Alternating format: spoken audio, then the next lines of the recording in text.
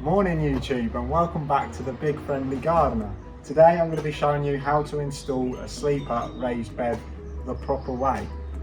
So what have we done so far? So as you can see, we've marked and dug out the area where the sleepers are going to be. Now what I've done is we've laid some sub base down. What that does is the wood isn't sitting on soil, so it aids it not rotting. We've then levelled that out to spirit level, so that's nice and level, and we've prepared and measured our first post where the hole's going to be. A few things you're going to need today are going to be a spirit level, a wood saw, the sleepers, and this stuff, which is a bitumen paint called Blackjack.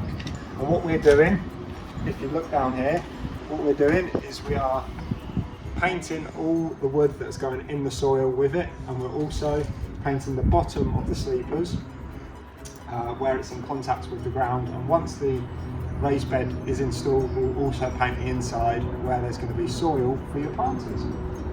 So first things first, what we're going to do is going to measure up and line up our sleepers onto that bed, check our angle against the wall, check it's all going to be square, then we'll install the first post.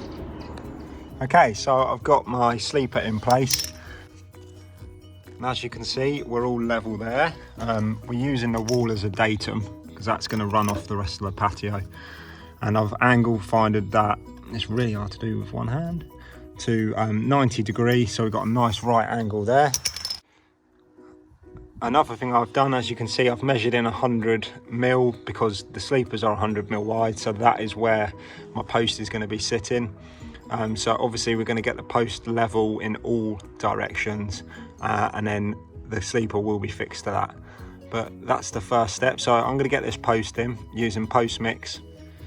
So here's the post that we're using. We're going 3 tiers up. So these are 800, so we've got 300 in the ground, and then another 500, 200 for each tier, and 100 to come halfway up the last tier.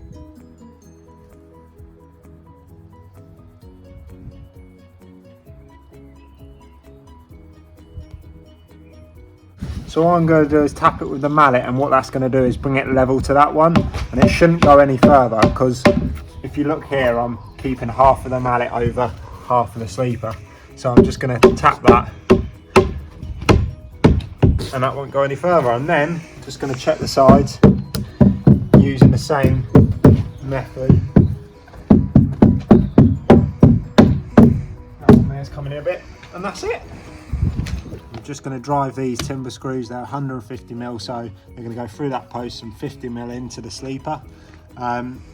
Reason I'm doing it from the inside with posts is to keep the screws hidden, so it's nice and flush the whole way around.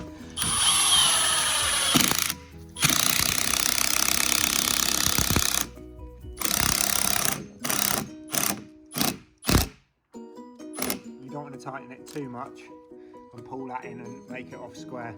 Really good investment, an impact gun. You can do it by hand, but you'll be there for ages. Okay, so that is our planter complete. The key thing is to take your time with it, check your levels all the time, measure twice before you cut, and all that good stuff. You can overlap the edges to create an interlock. However, this design's nice and flat on the front, and that's what we want to go for the design that we've done for this client. Again, if you want any more tips or advice, make sure you comment to let me know what you need advice on. Make sure you hit that like, and make sure you subscribe. I'm Jack, the Big Friendly Gardener, and thank you for watching how to create a raised sleeper bed. Thank you.